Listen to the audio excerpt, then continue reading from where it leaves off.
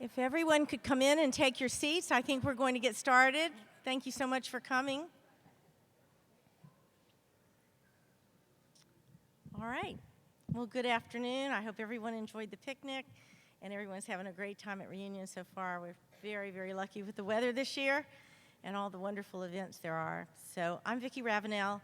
I am a proud graduate of the class of 1977, and yay! And very honored to be your president of the Alumni Association Board of Directors for this year and next year. And it is my extreme honor to introduce our president, Troy Payno. Troy, as many of you know, joined the Mary Washington family in 2016. He and his wife, Kelly, have had a profound impact on our campus, and they enjoy interacting with our students, even hosting monthly dinners with the students at Brompton. Troy is all about our students, which we love.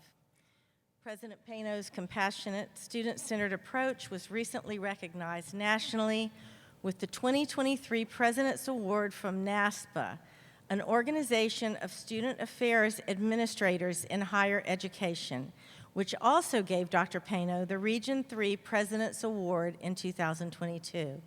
He was also one of the few education leaders in the Commonwealth to make the Virginia Business Power List that same year.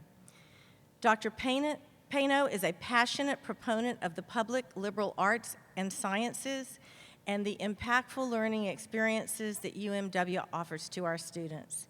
He often speaks on the value of this type of education in this 21st century. Welcome, President Payno.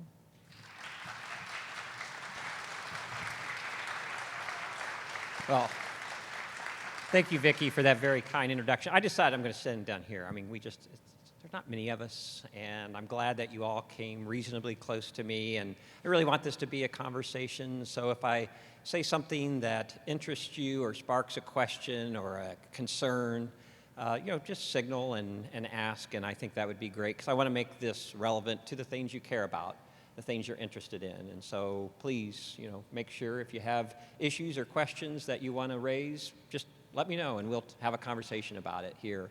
I'm going to talk a little bit. I'm going to be brief because I want to get to what really is the most important, and that is to honor some of our very distinguished alums this afternoon. So I'll try to be brief with my remarks. But I did want to talk a little bit about Mary Washington and whether you graduated in the era of Mary Washington College or University of Mary Washington. We're all Mary Washington, and we care deeply about this place. And I think what you love about this place and what brings you back here and keeps those relationships that you formed here so valuable and important in your life is still very much true here with our students today, and we don't want to lose that. We don't want to lose that. We've gone through a lot of iterations of this school, not just name change, but going from a single sex to a co-ed and all the evolutions. That is the one thing that has remained true, is that these relationships that are formed in this place, on this beautiful campus, are just so special.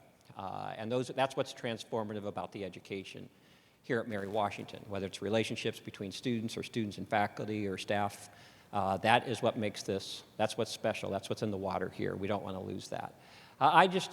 Before I got into administration, as we commonly refer to, the dark side of higher education, I did something much more honorable with my life, and that is I taught. And just like my chief of staff, Jeff McClurkin, I didn't do it as well as him, but I taught history.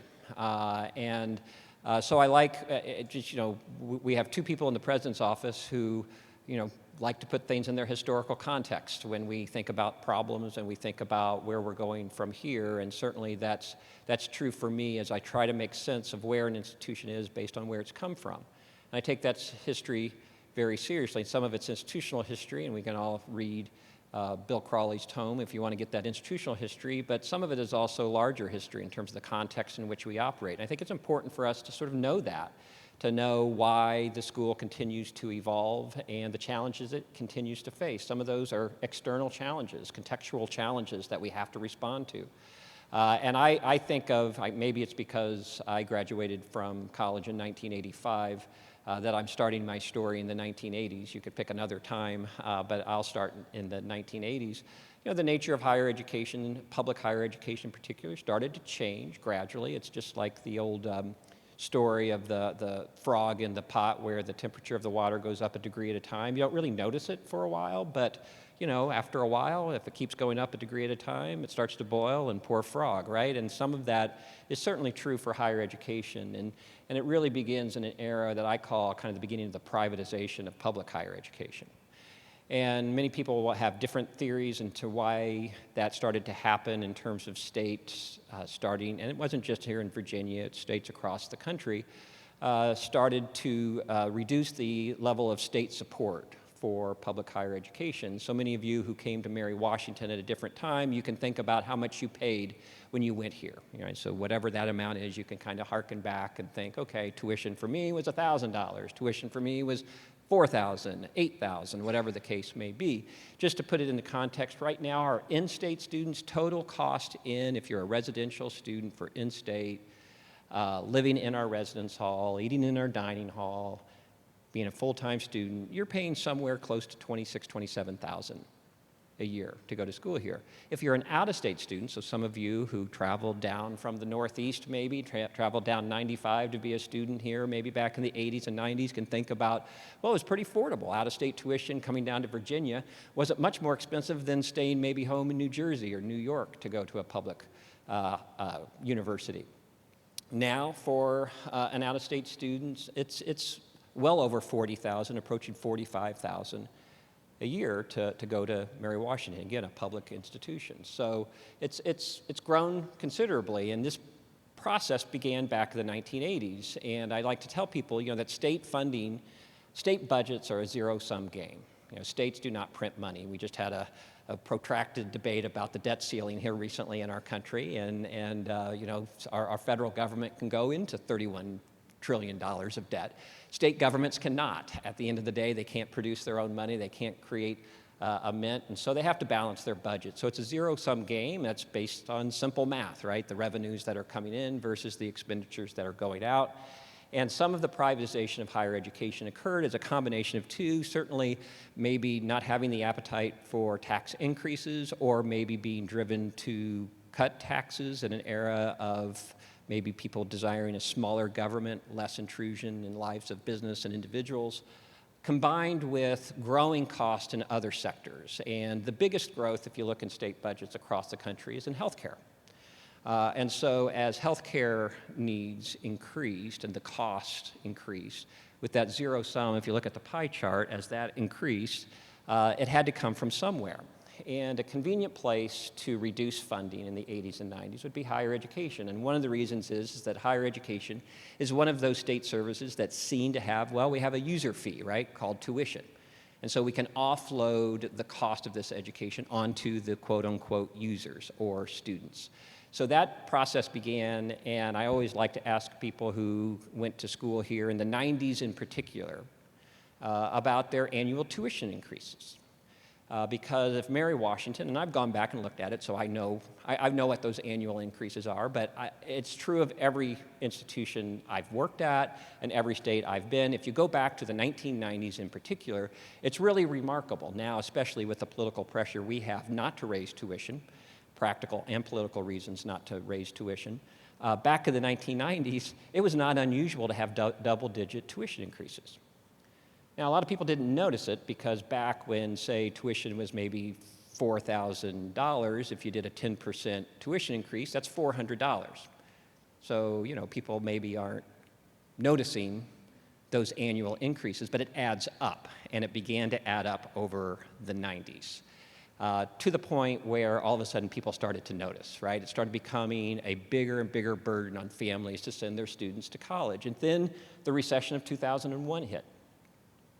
Really raising the concerns with costs. And we saw the canary in the coal mine here at Mary Washington in the early 2000s, probably from about 2001 to roughly when I arrived, 2016, a steady but consistent decline in out-of-state students.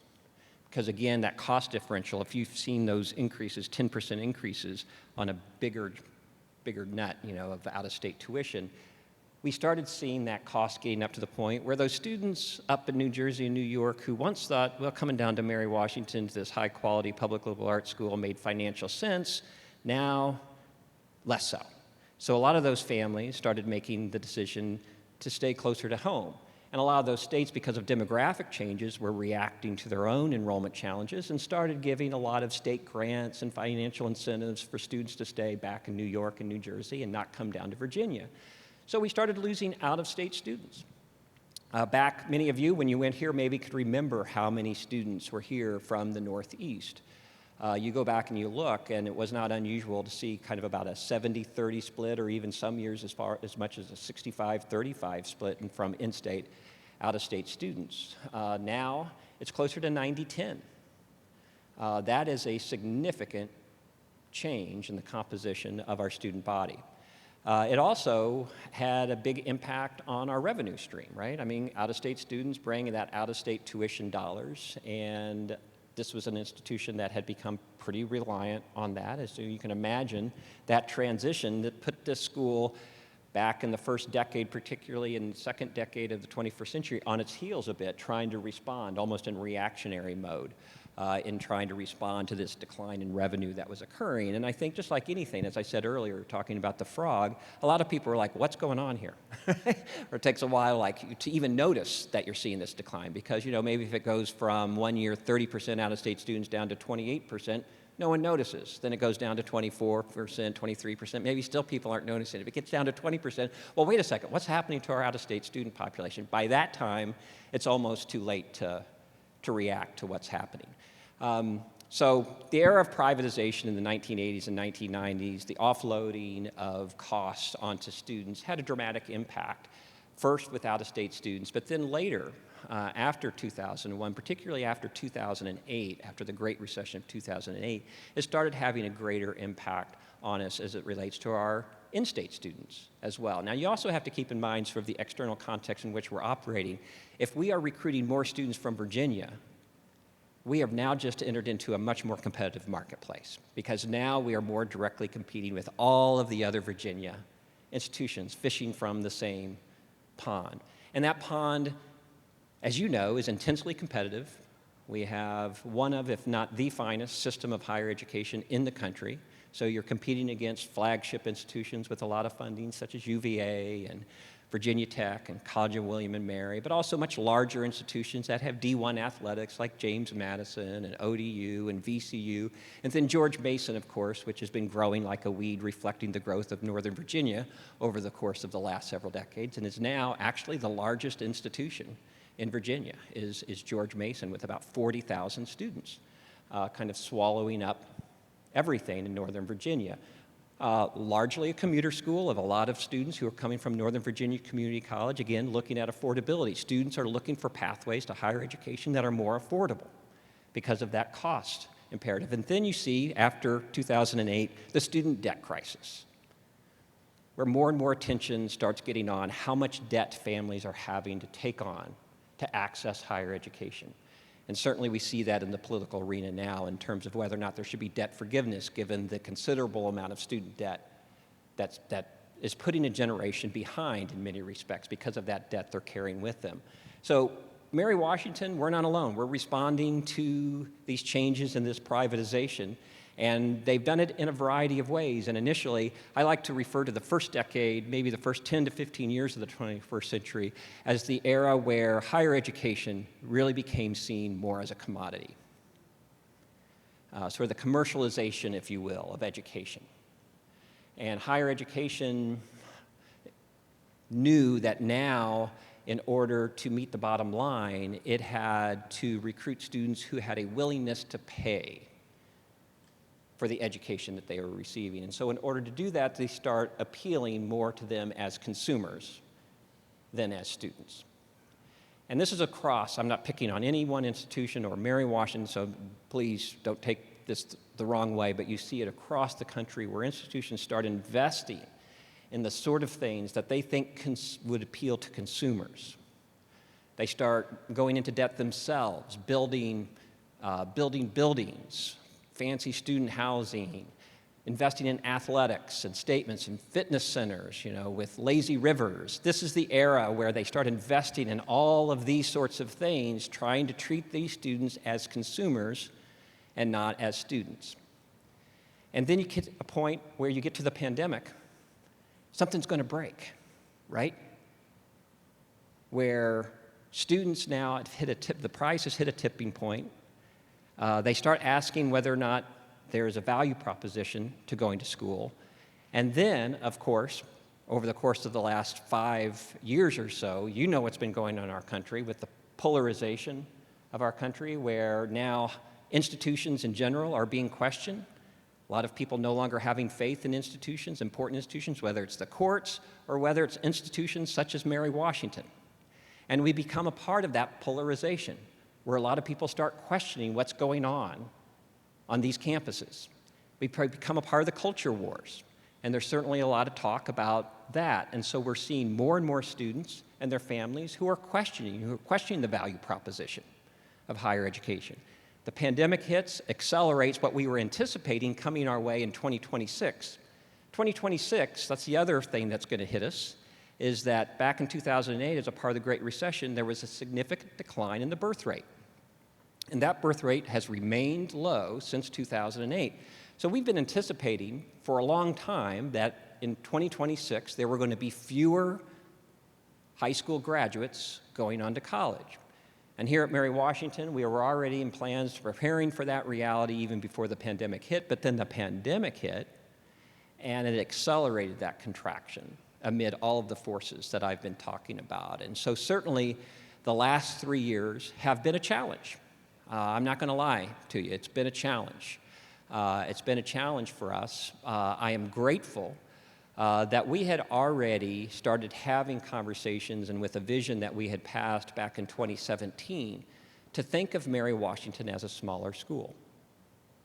So I'm going to pivot to those challenges, which are kind of depressing, and talk about how we have been responding to these challenges and how we plan to continue to respond to those challenges. As I mentioned, we articulated a vision in 2017, which is a year after I arrived here, and we articulated that really as a collective community. This wasn't a President Pano vision, although sometimes I get credit for it, sometimes I get blamed for it, depending on your perspective. But it really, in my mind, is something that grew organically from listening to alums across the generations, listening to current students, listening to faculty and staff, parents, the people who've invested in this place over a long period of time and care about it. What is good and true? Because that's my belief that if we are going to respond to so many of these forces, we first of all have to take a hard look at what we do well. What are our core competencies? What makes Mary Washington distinctive? And at the end of that process, it seemed to me that what could be lost by chasing students in a way that is consistent with this kind of consumer culture that I was talking about is that we would lose the essence of Mary Washington. And what I mean by that is what I said at my opening remark is that this is a place that, based on a liberal arts education, focused on the close interaction between faculty and students, small class sizes, relationships, opportunities to learn, not only inside the class, but outside the class. That we brought faculty here who wanted to work with undergraduate students, who wanted to work with them in an intimate way, not just in the classroom in small class sizes, but also bringing them into their research, giving them opportunities that they would not be afforded at much larger institutions, and doing so in a way that is a true investment, not only in their academic success, but in their lives. A place that cares deeply about these students and their quality of life, and a foundational belief, that the quality of the education that we provide here is not only measured by the size of one's first paycheck after they graduate. That the value of the education they receive here, the experiences they have, the relationships they form, are the foundation for a quality of life, a life of meaning, a life of purpose. Something that is going to serve them well not only when they're 22 and 23, but it's going to serve them well when they're 32, 33, 82, 83. That they're going to take that with them. Yes, the intellectual higher order thinking skills that they developed here, but also the sense of what really matters, what truly matters in this life are the relationships we form and the investments we make in other people. That's what this place is about. And I think that is what's good and true, but also what is distinctive. And so the decision in 2017 was, how do we lean into that? Cut against the grain of what other institutions are doing and set ourselves apart.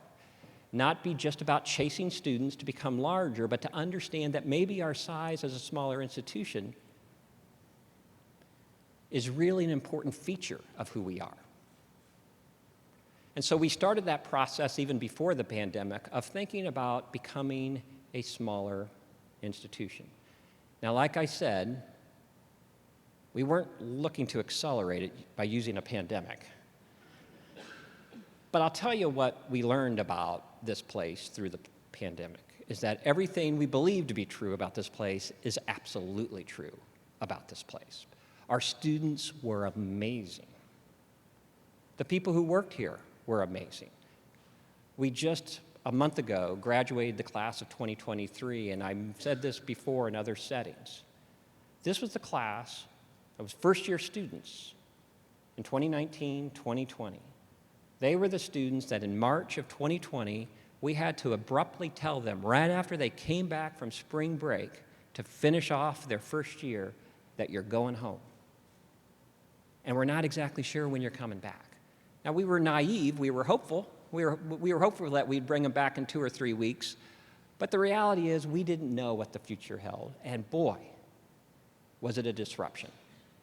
And the pandemic hurt schools like Mary Washington in particular because, as I said, we were a school that had not invested in some of the things that make us household names, right? We don't have Division I athletics. We're not a flagship institution. We're not a school of 20, 25, 30, or 40,000.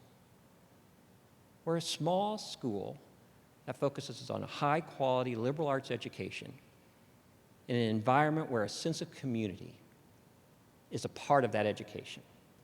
Those relationships we form are a part of the quality of education we provide here. And I am proud to say that that class that we graduated in 2023, as I told them, you held this place together. Because all the things that you love about this place remain true even when we were all learning and working remotely. When those students were at home in their bedrooms or in their basements and accessing their faculty by class that way, even when we brought them back in the fall of 2020, most of our classes, something like 90%, were still being taught remotely at that time, so they were taking their classes in their residence halls. This place felt like a ghost town because all you would do is see students go to the UC to pick up their boxed lunch or dinner and go back to their residence hall and eat it. Otherwise, they were accessing all of their classes from their residence halls. Even through all of that, those relationships, they worked hard to preserve them. And I'll tell you who else did, our faculty and staff.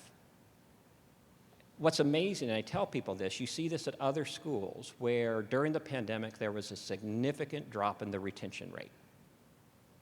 Some of them as big as 10, 15, 20% drop in the retention rate from first year to second year. We actually saw an improvement in retention rate during the pandemic. And there's only one reason for that, and that is because of the people here who care so deeply about their students and went the extra mile to keep that connection, even if they had to do it through a Zoom meeting. They didn't lose track of these students, and the students didn't lose track of one another. They kept their clubs going, their social networks going. They did it through that for nearly 2 years. And I can tell you last spring, when we finally started breaking down and removing the protocols and we started having social gatherings and bringing some of the traditions back to this place, I've never seen so much joy. When you saw these young people come together and be able to commune with one another, Kelly and I had the good fortune of being able to host the spring formal under a tent on the grounds of Brompton. Now, Kelly's a dancer, and you'll see that tonight for those of you who are there. She loves to dance. Me, not so much, right? But I couldn't contain myself. the joy of those students, I had to get out there and just be a part of it and just dance or whatever it was I was doing. I'm not exactly sure. I was moving. I was jumping. I looked like the class of 1968. That's all I know, right? Pure joy. So now on the other side of it, where are we and where are we going? We have had tremendous success, and the academic profile of our student population continues to be incredibly strong, and the accomplishment of our students and their outcomes. If you see our job and graduate school placement, if you see how they do 3 years out, we exceed our benchmarks. We do exceedingly well. If you look at the amount of debt, when we're talking about access and opportunity, our commitment to keeping affordable, we have gone, I think, 4 out of the last 5 years, I'm looking at you, Jeff, I think 4 out of the last 5 years we have not raised tuition.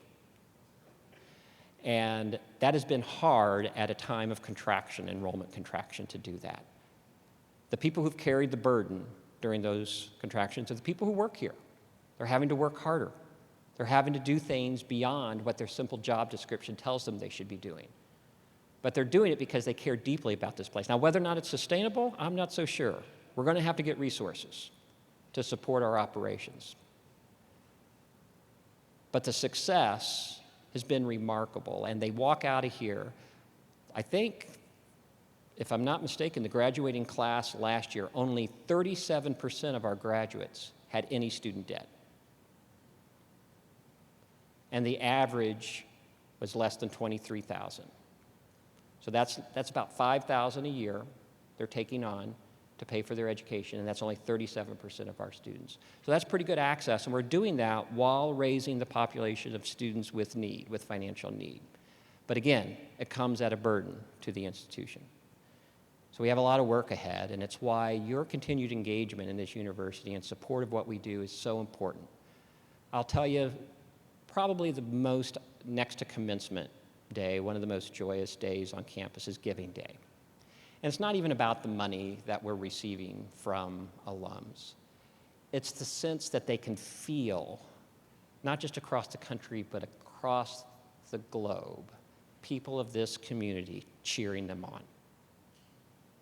Every time they see that tote board go up, that someone, whether it's from Wyoming, right? Was that the last, that's the last one that got the Wilders, so that we got into the Wilders pocketbook because we had to get someone from each state, right? We had to get someone from each state to participate on Giving Day, and there was one state hanging out there from Wyoming. So if you want to blame someone, Vicki and Marty, it's your friends over here, Jeff and Jen. They knew someone in Wyoming, and they got in touch with them, and voila. We unlocked the door. We unlocked the bank. But it was a successful day, but again, it's even more than about the money. Don't get me wrong, the money's important, but it is just about the feeling of support that you give the people who work here every day. We've had success down in the legislature. Some of you were able to go and hear Greg and Brooks give a talk about the new theater. It's about a $125 million project to not only build a new theater on the corner of William and Sunken, but also to renovate, much needed renovation of Melchers, DuPont, and Pollard Halls to improve the quality of those facilities. I mean, we have excellent theater, music, and art departments, but they do it despite the facilities, not because of them. So I can only imagine what those faculty and students can do when we give them the proper facilities. And so we're excited about that as a major project. Wasn't easy doing this in a time where the state only wants to fund workforce programs and STEM-related programs to go down and make a case for the arts. And it didn't take just one session, but multiple sessions to make it happen, but we're excited that it is, and we think that's a significant investment in who we are. And so that, again, is something that I think helps morale on this campus. Fundraising. This has just been an incredible year of fundraising, a record year of fundraising. I think Katie, and if you haven't met Katie Turcotte yet, please raise your hand, Katie, our new Vice President for Advancement. She's amazing. She's been an amazing addition. Thank you, Steve, for cluing her in about this opportunity. Probably wouldn't have known about it if not for you, so really appreciate you getting her to look at us, because she has just been a wonderful addition to Cabinet and to our advancement and alumni engagement team. But I think, Katie, the last I saw, we were over 20 million this year, and that's not even counting. I know we got a lot of news over Irene Piscopo Rogers' significant $30 million gift. I got to tell you, we've only gotten a fraction of that in, so that over 20 million does not count the vast majority of that 30 million. That will probably come in next fiscal year. So we're going to have a really killer year next year, too. So it's just been incredible, the investment our friends and our alums are making in Mary Washington. And so that gives us confidence as we move forward as well. And to the success of our students. We just continue to see these students we bring in talented students, but then because of the environment that I described, coming here where these faculty give them these opportunities and invest in them, they are doing remarkable things. 2 out of the last 3 years, we've had Goldwater Scholars. And if you don't know anything about the Goldwater Scholarship, that is the most prestigious scholarship in the fields of STEM and medicine for undergraduate students. And to be able to get 2 of those in the last 3 years is incredible. We continue to be one of the leaders at schools our size in terms of the number of Fulbrights our students are able to earn. And then this year, for the first time, one of our graduates, who you're going to see here in a second, Hannah, was in our honors program, and she was named the Honor Scholar of the Year, not only for Virginia, but also of all of West Virginia. And she has got into early admit into George Washington Medical School. And she was one of our Darden Award winners. We had 2 this year. One was not able to be there at graduation because she was a tennis player, and so she was playing in the NCAA tournament. And I should mention, as a part of our success, we've had incredible success in athletics this year. I'm very proud of our D3 athletic program, not just because Patrick, our AD, is sitting over there, and a former student athlete here, 1995 graduate of Mary Washington himself, now leading our effort. Our student athletes are amazing. Not only are they competing at the highest level, I think we had 7 teams qualify for NCAA tournament play this year. Is that right? What's that? 10. Okay. And a couple snuck in late. And our men's soccer team made it all the way to the Final Four this year. But what makes me most proud is the success they have, not only in the fields and courts of competition, but how well they do in the classroom. Not only having a Darden Award winner, but I think our average GPA was over 3.1 of our student athletes, and many of our teams had collective GPAs in the 3.4, 3.5 range. So very impressive in that regard. So I'm just really proud. I'm proud to be a part of this community, to have this opportunity in my life, to be able to just be a part of this community and the privilege of being able to lead it. Kelly and I feel we're just so grateful to be able to live in Brompton and to be able to be a part of this and to get to know our amazing students and our amazing alums like this. I'll end on this. I think one of the things we've been trying to focus on is how to communicate what is unique about Mary Washington. How do we convey the message? And I think many of you know that we went through a branding process to try and really tap into what is good and true about Mary Washington. Then how do you communicate it? And we were really helped this past year by bringing in, I just don't think you can go wrong hiring a former Darden Award winner who graduated from Mary Washington in 2006. But now, about a year into it, I can just tell you the value add of having Amy Jesse, and she's over here directing our communication efforts. She's just been remarkable. If you haven't had a chance to visit our website lately, you should do it. It's all been revamped. It was a long process. Jeff, again, was very much involved in helping lead that effort to complete. I mean, it was Herculean, and there's still a lot of work to do. A lot of work to do, but at least now you can go see a sense of that new web page that I think is great and really inviting. And again, if you don't like it, I don't care that much. I only say that half jokingly. If you were a 16 or 17-year-old looking at college and you didn't like it, now I'm listening. Now I want to hear. This is really geared towards that audience, and so that's who we're trying to connect to. I'm kidding. I care what you think, just not as much. And I think, though, this year we have finally found our stride in being able to effectively communicate what is unique about Mary Washington. And to conclude my remarks, I would like to have a video show that we used this spring as a recruitment video that gives you, hopefully, some sense of where Mary Washington is now and how we're trying to connect with, hopefully, Mary Washington students of the future. Doug?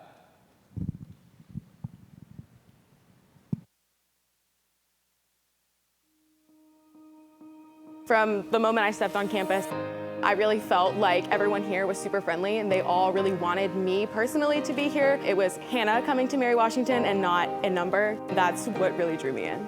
I decided to take a leap of faith without even taking a visit or ever being here, and it truthfully became like probably one of my favorite places I've ever been in my entire life. Today I'm going to be showing you around campus. I'll point out a lot of my favorite spots and just tell you about what I've learned being a student at Mary Washington for the last 4 years. So we're going to head to the Hurley Convergence Center, or the HCC. It's one of our big study and digital areas on campus.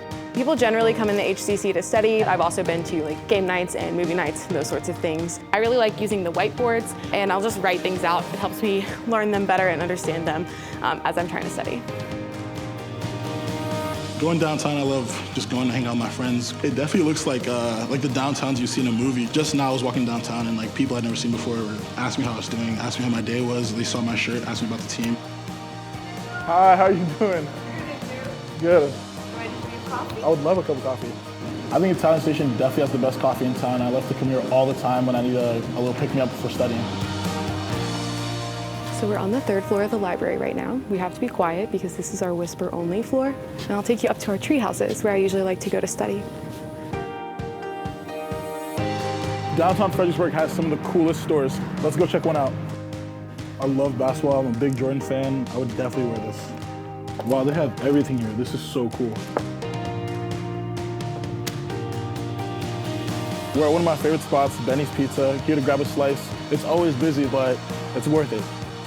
Oh my God, look at the size of that pizza. Thank you so much. Thank you. Thank you. Yep. This is Campus Walk. So right this direction, kind of marking the end of Campus Walk, is our bell tower. The bell tower is kind of the big symbol of Mary Washington. That's the first thing you see when you get here. This is Palmieri Plaza. This is the original center of campus. We have the fountain behind us. It's a tradition for students to jump in the fountain at least once before they graduate. I will not say whether I've been in it yet or not. I'm involved in quite a few clubs. I'm a tour guide that occupies a lot of my time. I'm involved in the American Chemical Society. I'm the pre-med vice president for the Pre-Health Society, and I'm also involved in Chi Alpha, which is the campus ministry.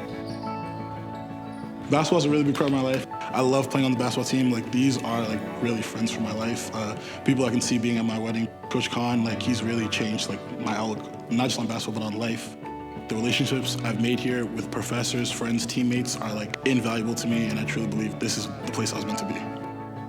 I'm actually a communications and digital studies major. There's so many things you can do with it. I just applied to the VCAC, which is like a program that filters Virginia College graduates to become counselors at high schools or college advising counselors. And that was through working with the admissions here. I just found a passion for that. In August, I'll be starting medical school at George Washington University in DC. I was able to do that through the early selection program that Mary Washington's honors program has. Not many schools have that opportunity, and it's something that really kind of drew me here.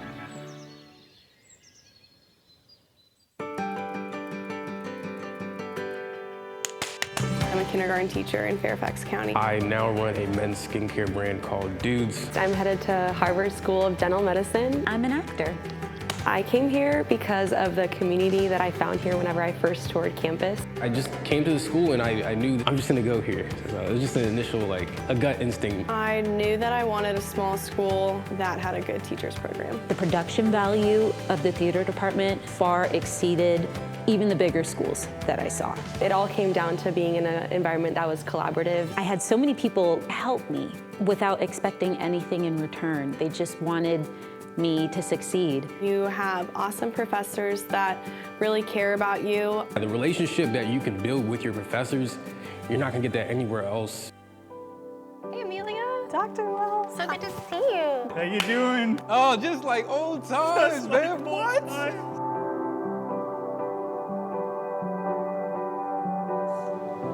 There was one day where I was just not having it. You told me to stay after class, and I was like, okay. And you just looked at me and you just said, I just want you to know that whatever you're going through, we're all here for you. You read Love. That was the first time I had heard of that children's book, and it was very special. So every year I've taught, I read it on Valentine's Day, and the kids were like, that was the best book I've ever read.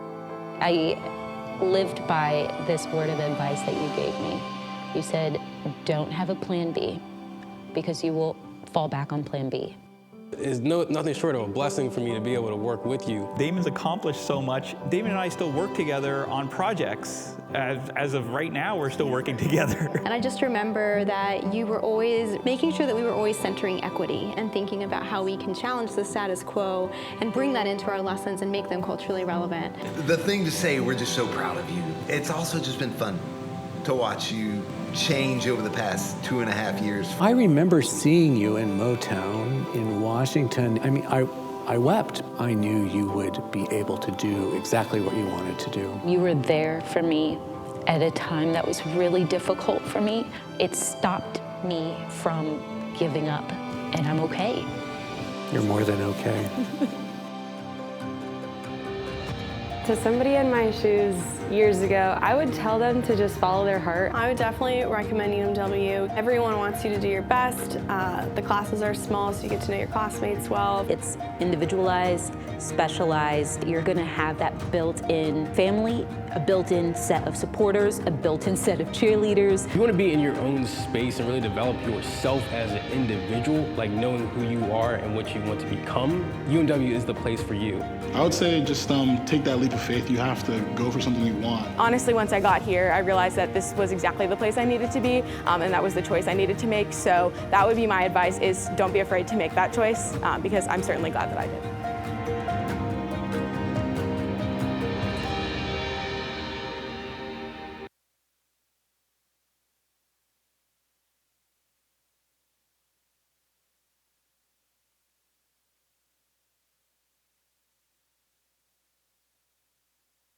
On? Yes, it is. Okay, great.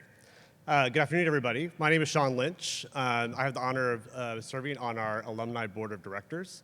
This year, I'm the Vice President of Alumni Awards, so I'm very excited to have the opportunity to recognize and congratulate our award winners this year. So first of all, I just want to say thank you very much to Dr. Pano, his cabinet, the alumni team, the administration, and the faculty for continuing to make Mary Washington such a special place. I did hear some sniffling in the background. I don't know if that was Jen Orr maybe, but the video I think was very well done. We saw it at our last alumni board meeting, and I think there were tears all around the table. So thank you again for continuing the spirit of Mary Washington. I also want to say happy reunion. Where are our class of 1973 folks? Oh, God, look at that. Congratulations. And I have enjoyed, for those of you that have gotten out, Terry's out there someplace. I saw some of y'all on campus. It was great to meet you all and hear some of the great stories. So let's get to the awards. So we have 4 awards tonight. The Outstanding Young Alumnus Award recognizes alumni who graduated within the past 15 years. The award is presented to young alumni who have distinguished themselves beyond others by providing outstanding service to Mary Washington or outstanding contributions to their profession or community.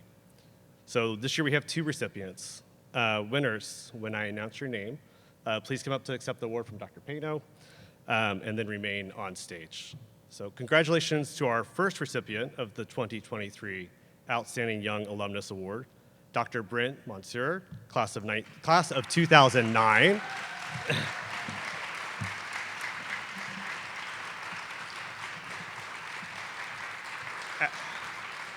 As a first-generation college graduate, Brent grew up uncertain whether their dream to become a physician was possible.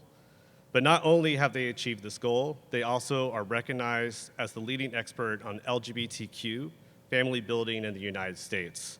After graduation from Mary Washington, Brent completed a Master's of Science in Reproductive Biology from Johns Hopkins, a medical doctorate from the Medical College of Virginia, a residency in OBGYN, I'll say, at Thomas Jefferson, sorry, Brent, at Thomas Jefferson University Hospital, and a postdoctoral fellowship in reproductive endocrinology and infertility at Stanford University.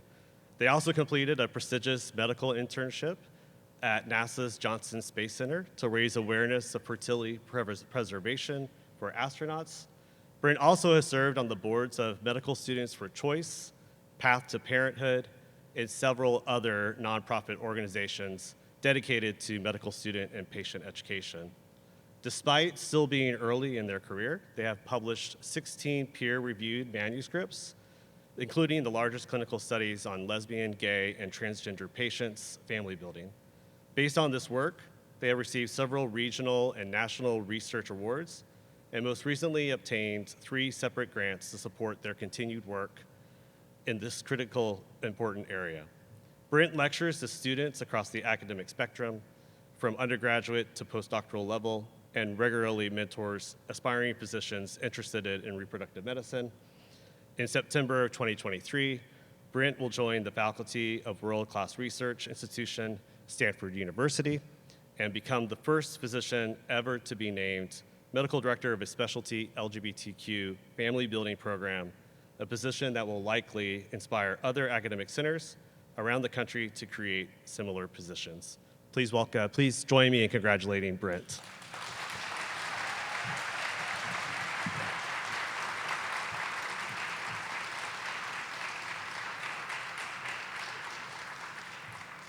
Congratulations, Brent. Don't go anywhere because you have pictures afterwards, so stick around. So, our second recipient of the 2023 Outstanding Young Alumnus Award has remained an active and involved alum, graduating in 2013. Please join me in congratulating Sean Simons, who spells his name.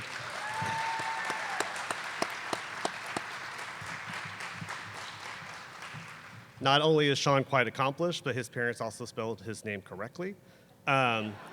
As a student in 2011, Sean was applying for a summer internship with Congresswoman Gabby Giffords when she was tragically shot in the head. Well, while she survived, 6 other victims did not. This had a profound impact on Sean and helped set the trajectory of his career. After graduation, Sean began his career as one of the youngest congressional aides on Capitol Hill, working for New York Congressman William Owens. That role gave him a crash course in public service, from helping small farmers access federal grants to supporting legislation to improve air and water quality. He then was asked by Gabby Giffords and her husband, now U.S. Senator Mark Kelly, to help build their gun violence prevention organization. Over 4 years, their team helped pass over 100 gun safety laws. In 2017, Sean joined Bono, the lead singer of U2, at One, a global grassroots advocacy organization that fights extreme poverty and preventable disease in the world's poorest countries. Sean and his team passed dozens of bills securing funding for life-saving foreign assistance programs, and during the COVID pandemic, procured millions of vaccines for people living in extreme poverty. In 2021, Sean became the communications director of RED, Bono's other nonprofit, which works with the private sector to fight AIDS and the injustices that enable pandemics to thrive. In his first 18 months at RED, Sean has worked with Fortune 500 companies like Apple, Bank of America, Salesforce, and more to raise millions of dollars for global health initiatives and to secure the largest private sector contribution to Global Fund, one of the biggest and most effective global health partnerships on the planet.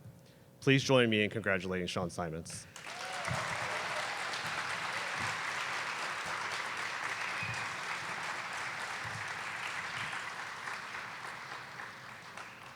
Congratulations, Sean. Okay, I'm going to present the Francis Leavenow Armstrong 36 Service Award. So this award is presented to alumni who have demonstrated a lifetime of service to the University of Mary Washington. The award is intended to recognize longevity, consistency, and breadth of service and dedication to the university. Congratulations to the 2023 Francis Liebenow Armstrong Service Award recipient Beth Craig, class of 1977.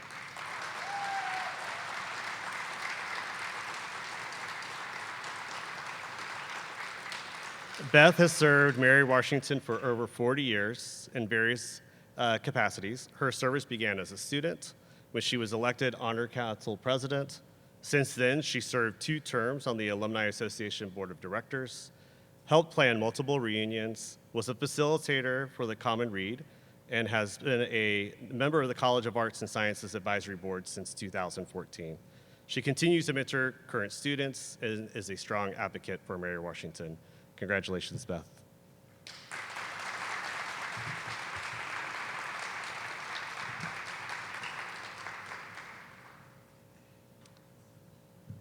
The last award, the Distinguished Alumnus Award, is presented to alumni who have made significant achievements in our contributions to their profession, our community, or who are recognized for leadership in their field. Their contributions do not need to be publicly renowned, but should represent important creative effort or accomplishment with societal or education value. Their achievements should be inspirational to UMW students and bring honor and pride to the university.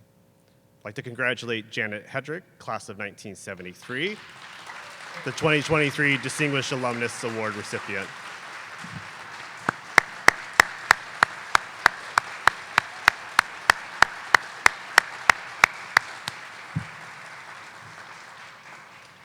And Janet, you didn't see, but you got a nice standing ovation from the class of 73. So Janet retired in January of 2022 after 45 years serving the nonprofit community as a professional fundraiser. After graduation from Mary Washington, Janet taught high school mathematics and physics while completing her Master's of Education degree at the University of Virginia. In 1977, she transitioned from high school education to development at Longwood College, and that began her lengthy career in fundraising. Janet served as Vice President of Development for several organizations in higher education and healthcare and for association foundations. She also served as a consultant, working primarily with hospitals and public broadcasting stations across the US and Canada. Janet was a frequent speaker at local, regional, and international conferences and became known as a leader in donor relations, writing one of the first books on that topic. Her book, Effective Donor Relations, was published in 2009 by Wiley and the Association of Fundraising Professionals as a part of the Fundraising Essentials series. Throughout her career and now in retirement, Janet has continued to be involved with and supportive of Mary Washington. She currently serves on the 50th Reunion Committee of the Class of 1973 and has played a leading role in fundraising for the Class Endowment Scholarship Fund. Janet was nominated by several individuals. One said, "I was honored to work alongside Janet for 6 years and witness her incredible impact on U.S. philanthropy. Her work and authorship are truly distinguished and worthy of the accolade. Ever so more, her genuine nature, care for others, and integrity should make the University of Mary Washington proud." So please join me in congratulating Janet Hedrick.